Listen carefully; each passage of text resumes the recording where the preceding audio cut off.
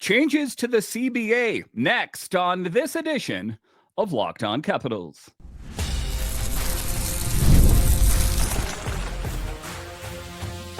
Your Locked On Capitals, your daily podcast on the Washington Capitals.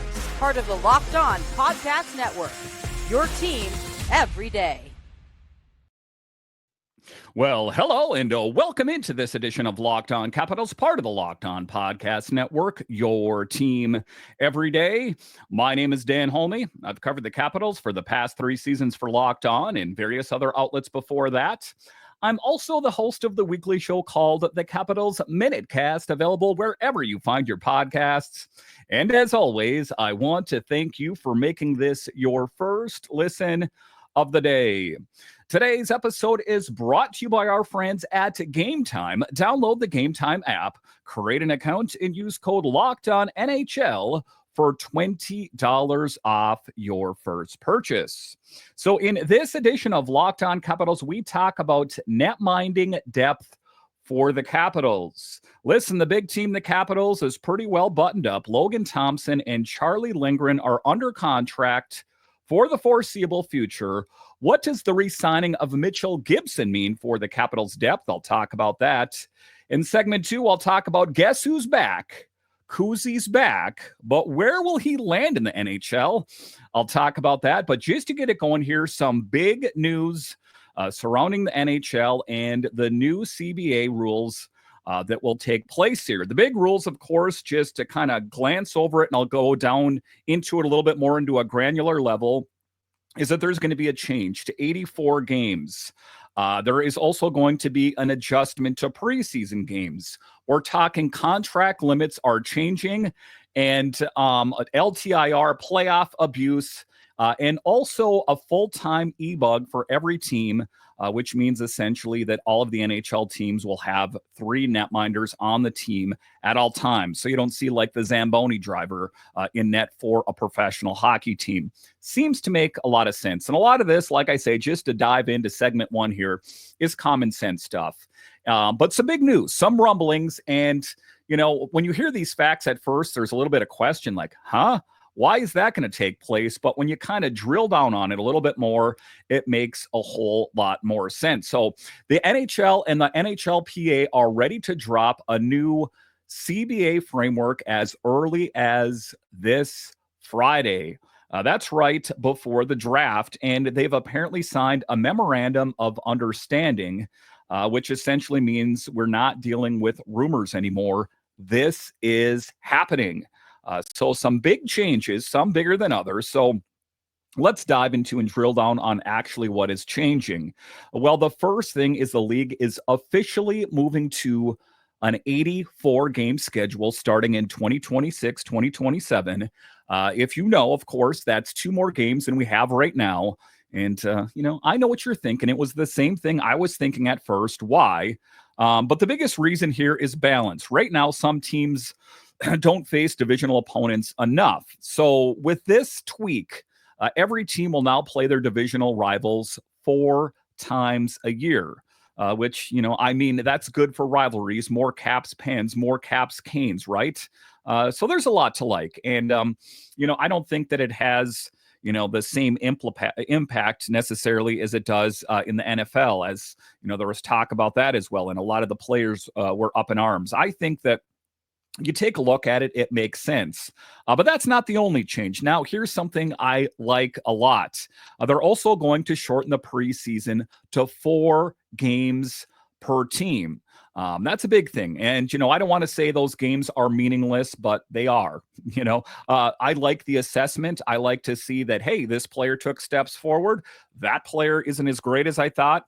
But in big picture here, as far as the standings, they don't have any big impact. So the feeling is it's long overdue.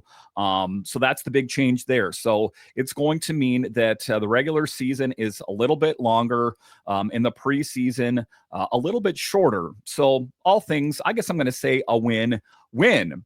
But here's where it gets a little bit more interesting, and it's going to turn some heads, is contracts limits are changing. Want to re-sign a player? Max deal is now 7 years, not 8. Signing someone in free agency max deal is 6 years, not 7. And there are some players on the team that have lengthy contracts. I'm talking PLD, I'm talking Chikrin, I'm talking Logan Thompson, and I understand why. It's taking that money and kicking it down the road over a long stretch. That's why when you see truck payments now, the kind of the stock thing for a car payment was 3 to 4 years. Now you see sometimes 7, 8. I've even heard up to 10-year car payments. That's why it is. And get this, no more deferred salary contracts. Yeah, that loophole is officially closed. And what teams have tried to exploit that or have, for example, Carolina used it with Seth Jarvis, deferred some of that money. And if you remember, shaved his cap by $500,000. That's done now. So cap savvy GMs are going to have to get more creative. And it'll be interesting to see, what kind of loopholes they come up with and, the eventual loophole closing at some point in years to come. But all things considered, I like it. I think that once you start getting into 8 years. I mean, are you kidding me here? And then signing someone in free agency, max deal 6, not 7. I think it makes sense. And I understand, for certain teams, kicking that money out a little bit makes it more palatable.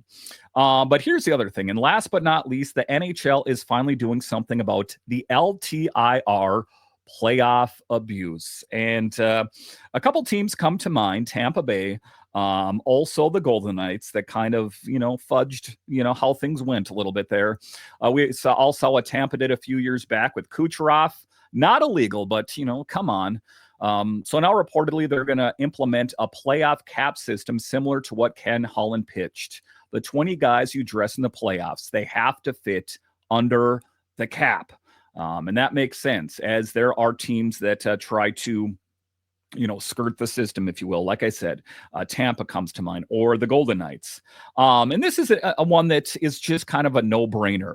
The very fact that we had, in some cases, if both goalies got injured, or say the starting goalie got injured, and they weren't traveling with 3, which rarely is the case. They would sometimes have this extra guy suit up. You've seen Zamboni drivers or, beer league players or whatever the case might be. They're finally going to address that. They're adding a full-time e-bug for every team, not just local rink guys or Zamboni drivers. Think about Cap Series, against Montreal, where the Habs e-bug was a pro wrestler and a cop or something. That's not going to happen anymore. So the bottom line is here, the CBA doesn't even expire until 2026, but these changes, if ratified by owners and the NHLPA, would kick in much sooner. And honestly, a lot of this sounds really smart. So to just kind of go recap what we went over in segment 1 here, kind of big deals here. Anytime the CBA is ratified or changed, rather, I think it's a big thing. So the 84-game schedule, they are talking about preseason games shortened to preseason to 4 games per team. Contracts are changing. The e-bug system, the LTIR, all common sense stuff, if you ask me. And some of those, again, why did it take this long? Why did it take long that there's a professional hockey league and they have a Zamboni driver? Why are they signing contracts for players for up to 8 years? Just doesn't make sense to me. So I'm glad that they're getting smart in a lot of different regards here. And I think it will help the Capitals and it'll help the NHL big picture. All right, so coming up here after the break, we'll talk about guess who's back. Kuzi's back, but where? I'll discuss next.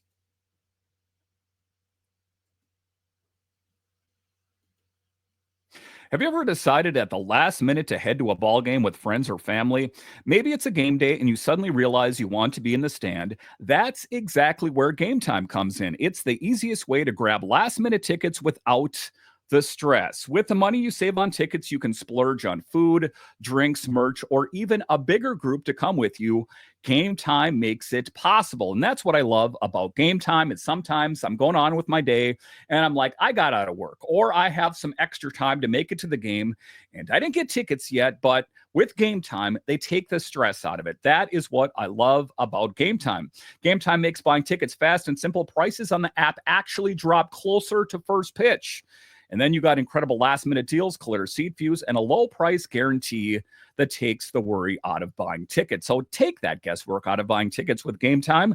Download the Game Time app, create an account, and use code LOCKEDONNHL for $20 off your first purchase. Again, create an account and redeem code LOCKEDONNHL for $20 off.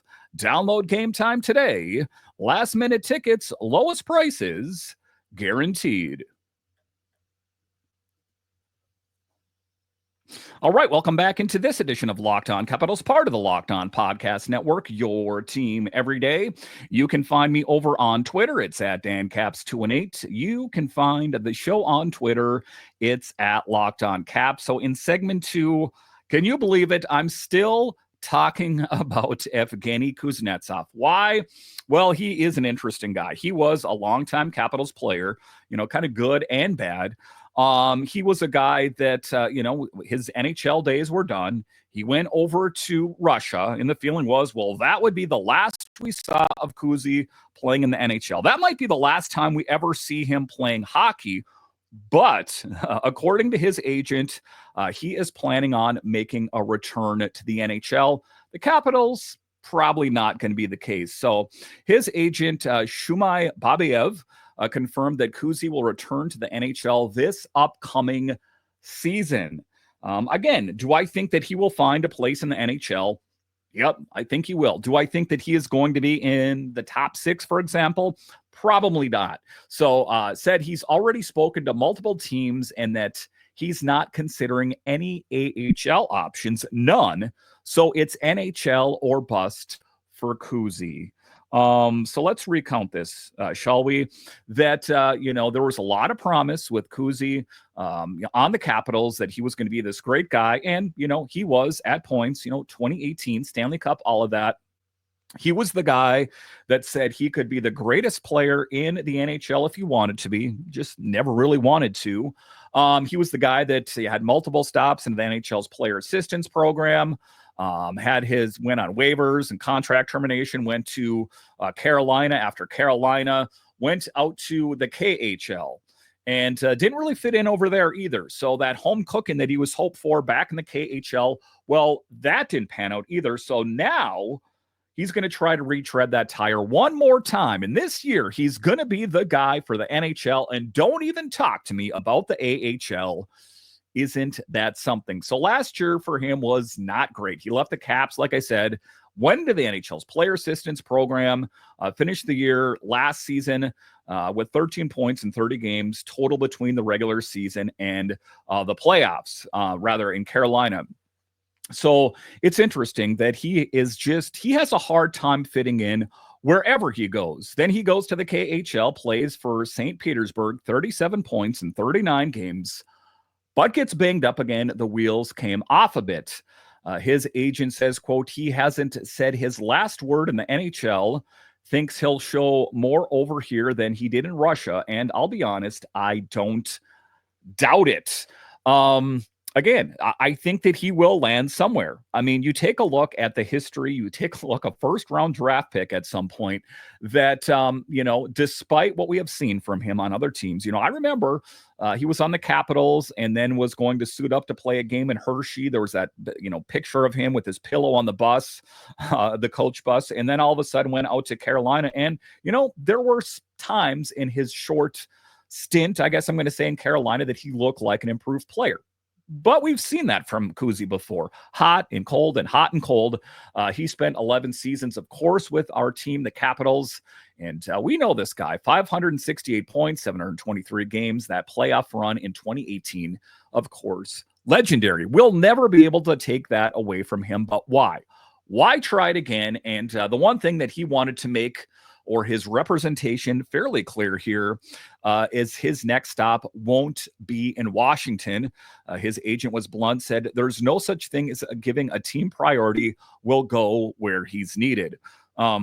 And again, of course, I don't think I need to say it, that I think the Capitals, I think that Brian McClellan at that time was happy to be rid of him, that there is no possibility that he's coming back to the Capitals. So kind of a bit of a sigh of relief there. But I just hope wherever he lands, the hockey fit is there, because like I said, Kuzi is still NHL talent, maybe not what he once was, but I think that, he could find a role on a, third or fourth line somewhere out there and maybe surprise us. Wouldn't that be a feel good story? But the role has to be right and the locker room environment has to be strong. And, if you listen to a lot of the Capitals beat writers, they loved doing interviews with him. Ovechkin and his different teammates were very fond of him. Orlov, the Russian players in particular, that he was a fun guy to be around. It's just that he struggled, and I think a lot of his struggles emanated from the coaches that he played under for the Capitals, right?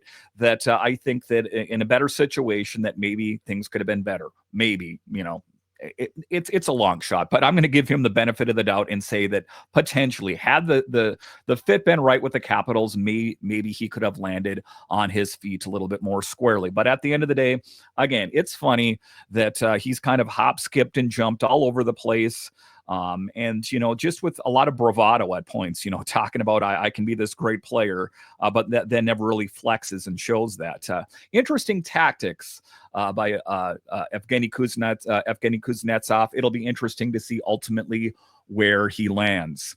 All right, so coming up here after the break, we're talking net minding depth for the Capitals. Mitchell Gibson re-signs. What's his ceiling? I'll discuss straight ahead.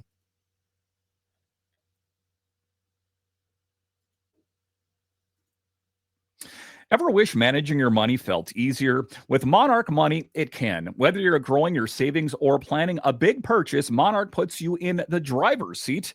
It's like having your own personal CFO giving you full visibility and control over your finances.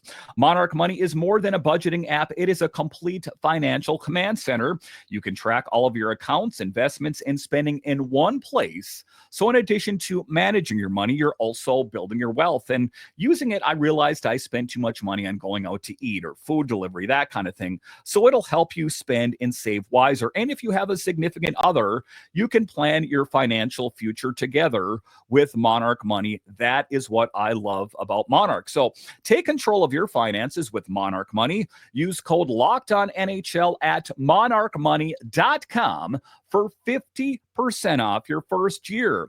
That's monarchmoney.com, code LOCKEDONNHL for half off your first year. All right, welcome back into this edition of Locked On Capitals, part of the Locked On Podcast Network, your team every day. The best way that you can help grow the show is to subscribe to Locked On Capitals on YouTube and comment anything down below. So in the final segment here, we're talking about net minding depth for the Capitals and what does the re-signing of Mitchell Gibson mean for the Capitals. Now, it is an interesting thing, the Capitals, their net minding situation, as for the longest time, we thought the future faces of this team were going to be Hunter Shepard or Clay Stevenson and, Garen Bjorklund, Mitchell Gibson, there's Antoine Keller. There's a lot. I'll go over those in a bit here. But things changed, and they changed based on, where the Capitals were at. At one point, after the Holtby and Grubauer era, it was Samsonov and Vanacek. And, they tried that and tried it, and it was hot, but mostly cold. Two netminders, Samsonov in particular, the Capitals were very hot on at one point. Didn't work out. Vanacek just didn't work out. So what happened? They cut bait with both netminders and said, we've seen enough. And the Capitals then had Darcy Kemper, which was kind of ill-fitting, and Charlie Lindgren. Darcy Kemper goes out to the Kings. The Capitals acquire Logan Thompson and, of course, have Charlie Lindgren, so a good 1A, 1B situation. What happened this past year? Well, Logan Thompson played so well that he was in the hunt for being a Vezina winner at some point. He played that well, kind of just really sticking it to his former team, the Golden Knights, that said, hey, the netminders here aren't that great. It's primarily the defense. But he did great things, and because of that, he got an extension and will be the face, at least according to his contract, in net for the Capitals for quite some time. Not only that, his backup, if you will, the 1B in this scenario, got a 3-year deal. So it seems like things for the Capitals are answered for quite some time. Hunter Shepard, he's probably on to other things as he is going to be a free agent as well. And so it's Clay Stevenson. And now there is, more netminders down the pipeline that are signing new deals and, looking for homes. And at some point, you take a look, and I've talked about it, Kempf and all these different guys, these prospects in varying, spots of progress and where they're going to ultimately fit in and their ETA on the big team, that kind of thing. But what's apparent here is that they're not all going to fit. And that's okay. That at some point we might view Gibson, we might view, Antoine Keller, these kind of guys as pieces that could be on the move, assets, if you will. But what we found out here most recently is Gibson resigns. What's his ceiling? I have not spoke about him too much on this show, so let's talk about that in the final segment, talking about the goaltending pipeline and specifically Mitch Gibson. The Hershey Bears resigned him to a 1-year low-risk deal, an AHL contract. It's more a depth move, but don't underestimate it. Gibson's got game. And I have seen him play. I know I haven't covered him too much on this show. I've watched him play down in the AHL and ECHL levels, and all things considered, very good. Last season in the ECHL playing with the Stingrays, he went 12-1-0. Posted a 1.75 goals against and a .933 save percentage. Kind of flat out dominated. Oftentimes I think that Carolina gets lost in the mix because, it's even one other step down from Hershey, still pro hockey.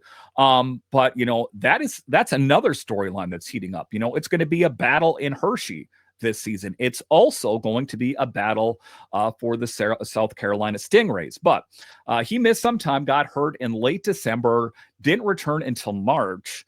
But when he was healthy, he gave them stability. And he also played, like I said, 3 games with Hershey. And guess what? Making a statement, won all 3. 1.94 goals against, .920 save percentage. Those aren't throwaway numbers. So the ceiling on him, hey, he got injured. What would his record have been like if he continued to play the entire season? I guess we won't know that, but very impressive. And the one thing I know about the Capitals has been the story pretty much, forever, is they know how to draft. They know how to develop netminders.